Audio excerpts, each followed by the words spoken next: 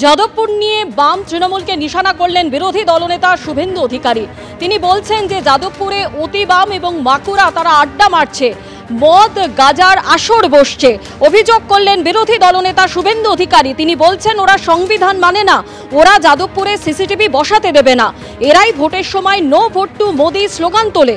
মমতা বন্দ্যোপাধ্যায় তার লাভ পান। আক্রমণ বিরোধী দলনেতা শুভেন্দু অধিকারী। কোনো লাভ হবে না, সিসিটিভিও লাগাতে দেবে না এবং ওখানে বন্দে মাতরমও গাইতে দেবে না। যাদবপুরে আলট্রা লেফট যারা গোমতী থেকে গোদাবরী আলাদা দেশ চায়, সংবিধান মানে না, অর্থাৎ পরিষ্কার কথা মাকু যাদের বলা, যারা হেরোইন চরস গাঁজার আখড়া করেছে ওখানে, এরা ওখানে আমাদের ইউজিসি বা আমাদের যে শিক্ষা ব্যবস্থা তার যে অন্যান্য বিশ্ববিদ্যালয়ের যে পরিবেশ সেটা তৈরি করতে দেয় না এবং এরা জাতীয়তাবাদী বিরোধী, রাষ্ট্রবিরোধী। এবং মমতা বন্দ্যোপাধ্যায় এদেরকে লালিত পালিত করেন। তার কারণ হচ্ছে এরা ভোটের সময় নো ভোট টু মোদি বলে, তার লাভ মমতা ব্যানার্জি পান। বিজেপিকে আনুন, সাফ করে দেবো আমরা। এটাকে ব্যবহার করে শুভেন্দুবাবু যেভাবে রাজনীতি করতে চাইছেন সেটা খুব দুর্ভাগ্যজনক।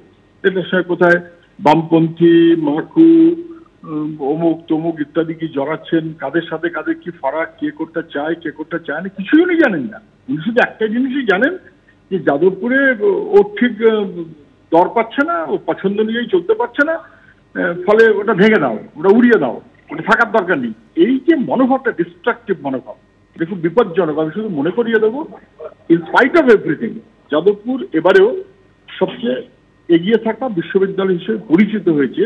সেটা শুভেন্দুবাবুর দয়া না, কারোর কথায় না, সেটা হচ্ছে ইন্টারনাল যোগ্যতার পরিপ্রেক্ষিতেই হয়েছে। সেটা যেন খেয়াল রাখে। আমরা চাই সমস্যাটা মিটুক, কিন্তু রাজনীতি করা বন্ধ করুক শুভেন্দু। অনেক হয়েছে, রাজনীতি করার অনেক জায়গা আছে, এটা রাজনীতি করার জায়গা নয়, ডিস্ট্রাকটিভ মনোভাব। দেখুন, প্রথম কথা হচ্ছে এখান থেকে কিছু মানুষ নো ভোট টু বিজেপি ক্যাম্পেইনে পার্টিসিপেট করেছিল মানে এটা নয় যারা মিসক্রিয়েন্স আছে সবাই সেই জায়গায় পার্টিসিপেট করেছিল। 2 নম্বর বক্তব্য হচ্ছে যাদবপুর বিশ্ববিদ্যালয়ে সিসিটিভি লাগানোর আন্দোলন প্রথম তৃণমূল কংগ্রেস এবং তৃণমূল কংগ্রেসের ছাত্র সংগঠন তৃণমূল ছাত্র পরিষদ করেছিল। যত বাম অতিবাম ছাত্র সংগঠন আছে, এসএফআই থেকে শুরু করে ডিএসও থেকে শুরু করে যারাই আছে না কেন, তারা প্রত্যেকে কিন্তু সেই সিসিটিভি লাগানোর বিরোধিতা করেছিল। সরকার যদি পুলিশ ঢোকাতে চায় তখন আবার আলাদা একটা বিতর্ক তৈরি হবে, প্রশাসন পুলিশ ঢোকাতে চাইছে। কিন্তু পুলিশ প্রশাসন না থাকার জন্য যেটা হচ্ছে, কদিন আগে শিক্ষামন্ত্রীর সাথেও কি হয়েছে দেখা গেছে।